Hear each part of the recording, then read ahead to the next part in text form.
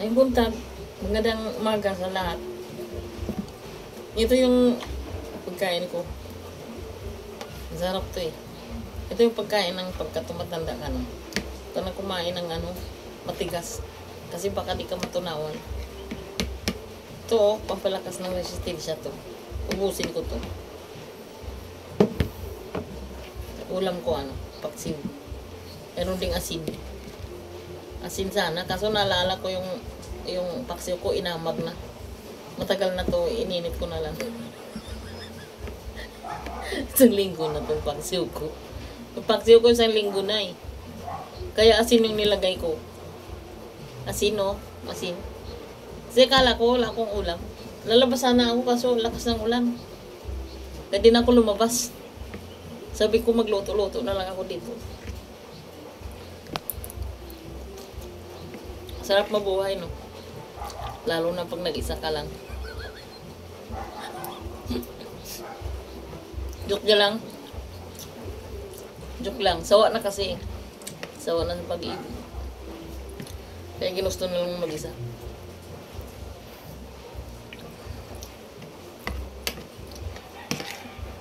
Mga unta. Sarap. Sarap kasi malamig yung panahon. Ngayon, lakas ulan. Nagbihis na ako kaso butasan ako ng Bulacan doon sa kapatid ko. Naisip ko, layo yun eh. Tapos wala akong yung parang alanganin. Mga anak ko may kanya-kanyang motor eh.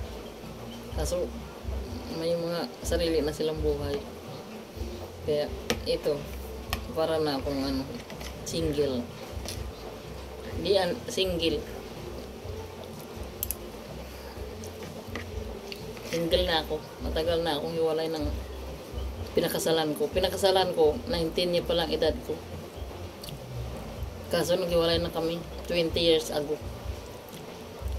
Simula nung maraming detalye kung paano kami naghiwalay. Laki na lang yun.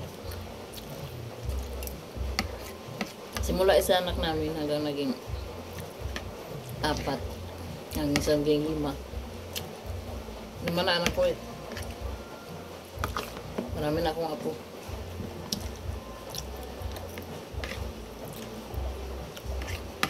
Kaya naghanap buhay na lang ako mag-isa. May mga anak naman ako minsan nagbigay sa akin. Kaya masaya na rin ako kahit mag-isa na lang. Hindi na kailangan na may kasama. Sinubukan ko sanang mayroong kasama lockdown. Kaso masama ugali. Masama din ugali ko pagka masama siya. Lalo ako masama. Tigre ako eh. Ay Leon pala ako kasi ko Leo. Zodiac sign ko Leo. Mabait naman ako kaso pagka yung tao kasi sinasalbahay ako, maging Leon talaga ako. Pero yung pagka-Leon ko tahimik lang. Imbis nagaganti ako, hindi ko siya ginagantihan ng gumaganti ako, magsariling buhay, magsariling sikap ako para maghanap buhay na hindi naasa ng iba. Dama mali. Maghanap buhay ka na mag-isa. Yun ang Leon. Yun ang Leon.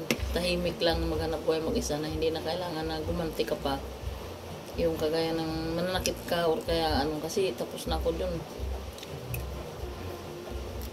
Sinasaktan ako na asawa ko dati. Na walang dahilan. Ay may dahilan pala. Nagsisilos na walang dahilan. Kaya parang gumanti na rin ako sa ginawa niya sa akin. Kaya quits na kami.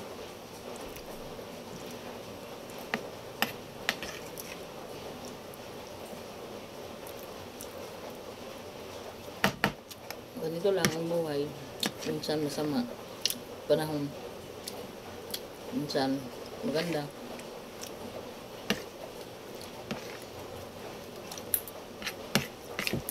Ubus na ako.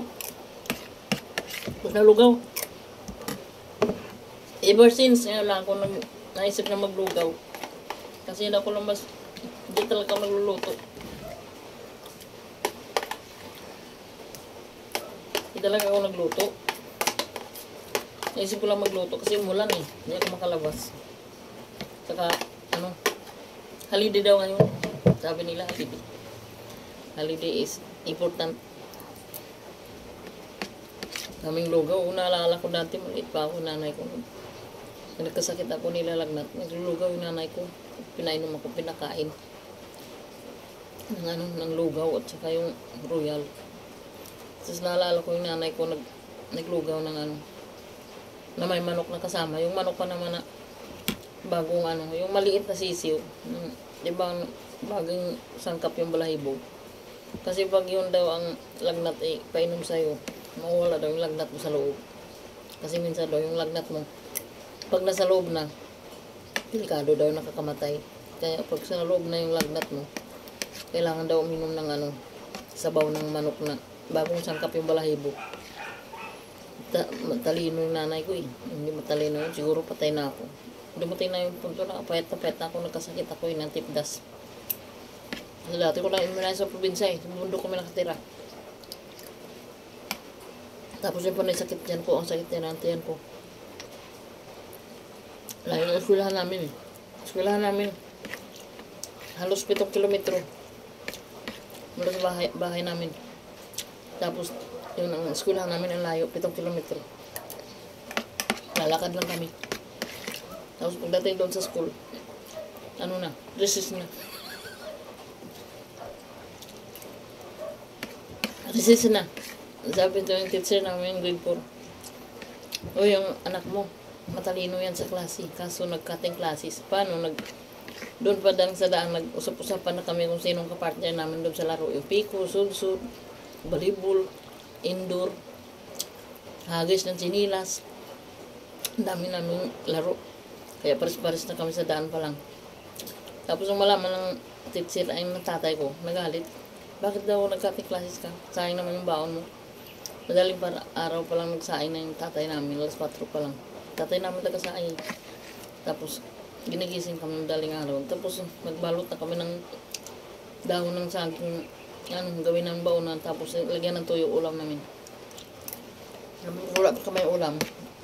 Tinda kami ng saging para pambili ng ulam. Yung ulam may binibili tuyo. Anong ba yung tuyo? Sinusunog pa yun sa apoy para maluto. Ay niihaw sa tuyo sa baga ba, sa apoy. Para maluto. Yun ang ulam namin dati. Tapos ang ulam namin gulay or kaya manok. Magkatay ng manok. Parang manok doon sa probinsya eh. Yun ang ulam namin. Minsan bumili na isda nanay tatay ko. Yun lang, lumaki naman kami sa awa ng Diyos. Dabis talaga yung nanay, no? Tsaka yung tatay namin.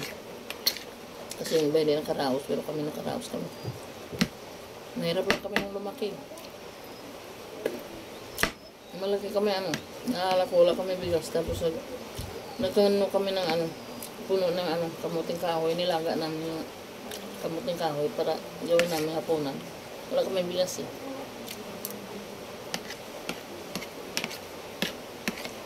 Naika ko dun eh. Kasi wala pa kami ulam, wala pa kami hapunan, wala pa kami bigas. Wala lahat. Kawa ng Diyos. Bado naman kami. Pinagmalaki ko yung kahirapan na daanan ko. Kasi dahil doon na rin masipag at matibay ang loob ko. Sa lakas. Sa lahat ng mga pangapi, pambubuli. Binabuli ako sa school eh. Sinabihan ako taga-bundok.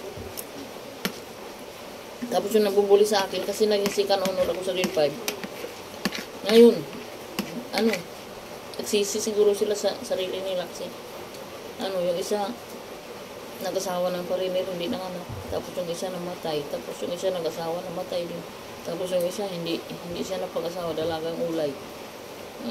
Sino po yung nabuli sa akin lagi? Kahit yung tama yung papers ko.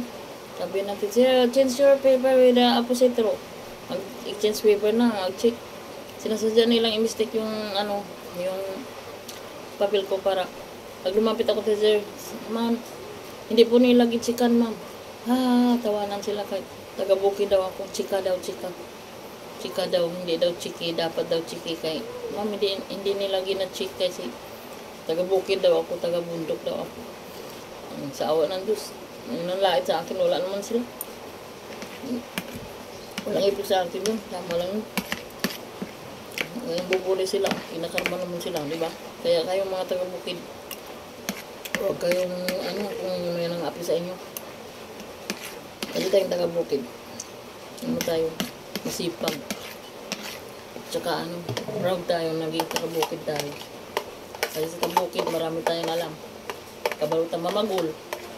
Kabalutang tanong og mais, saging, kamuting kahoy, gabi, tubo, kanang pinya, batang, tapusi, tubig. Gadami namin mga lagutom sa probinsya. Hindi kami nagutom. May batang pa nga eh. Ubus na lugar ko. Dami kaming tanim, maalala ko. Laki ng taniman namin. Kaya pagka naalala ko nung doon pa ako sa primary, doon pa kami sa baryo nag-aral eh. 1 up to 3. Grade 1, grade 2, grade 3. Bago kami pumunta na school, magdamo muna kami, maguna doon. Linisan namin yung kamaisan kay sabi na nanay, uy, habulin natin itong malinis agad at hindi raw magkaroon ng puso yung mais pagka hindi raw nalinisan, hindi natanggal yung mga damo. Kaya magtatanggal kami ng damo. Ang dami namin trabaho. Tapos layo pa ng gripo, walang gripo sa malapit. Doon sa suba, sa sapa. Alam mo yung sagob na kawayan. Yung kuan, parang katumbas lang namin yung mas mahapaw po sa ulo ko yung haba ng niyog ba? Ay, bamboo. Kawayan ba? Lagyan namin ng tubig yun. Tapos ganyan na, mag-igib kami ng tubig doon sa ilog, sa sapa. Kasi may atabay doon, may bilog-bilog ba doon, para kalusin na lang namin ng tabo. Katong tabo pa namin, bagol. Alam mo yung bagol? Ayun. Gawin namin tabo yun para doon sa, yung tawag doon sa sagob. Sagob yung tawagin sa Bisaya, yung kawayan na may gawin na igiban ng tubig. Sarap buhay talaga ng, maalala ko yun. Grabe. Tapos yung daan na dinaanan namin habang nag-iigib kami, matirik. Matirik. Pag kunti na lang, matapigas ka, basag yung sagob. Basag yung wala kang madalang tubig doon. Grabe. Tapos yung nagbaha pang, lakas ng ulan. Nangaligo kami doon sa suba. Muntik na kami matangay ng baha kasi doon kami, may mga barkada doon, parang kawit bahay namin, ang dami namin nangaligo. Ngayon, lakas ng ulan, nanay namin nagdala ng banig. Yung banig, hawakan dito sa kabilang dulo. Ginawa namin payong habang naglalakad kasi tagot nanay namin, baka daw kami mapulang baka na bang makuan sa lamig ba. Nakakamatay daw yun. Kaya ang banig ginawa ng payong. Tapos, ang dami namin kabilaan ng dulo ng banig. Yun ang ginawa ng payong. Kaya natutuwa ako doon eh. Pinalala ko. Pero di kami nagsawa doon. Panayligo kami sa suba pag wala ng pasok. Grabe. Yun lang guys, konting kwento lang, naubos ng lugaw ko. Pero may natira pa pagkain. Ito. Grabe guys. Yung kwento ko talaga yung buhay ko. Mamaya lang, iulitin ko yung kwento ko. Magkwento ako. Grabe talaga guys. Yung kabataan ko nung araw. Nag-aral nga ako ng high school first year high school. Sinabihan pa ako ng principal, uy, labas ka dyan. Kasi wala kang uniforme first day of school. Nakatayo na ako sa gilid kasi wala na upuan. Ang gawa ng upuan nun eh. Grabe guys, yung daanan ko. Ang hirap talaga. Tatlo na kayo. Pasok mo, tulak na yung ulan.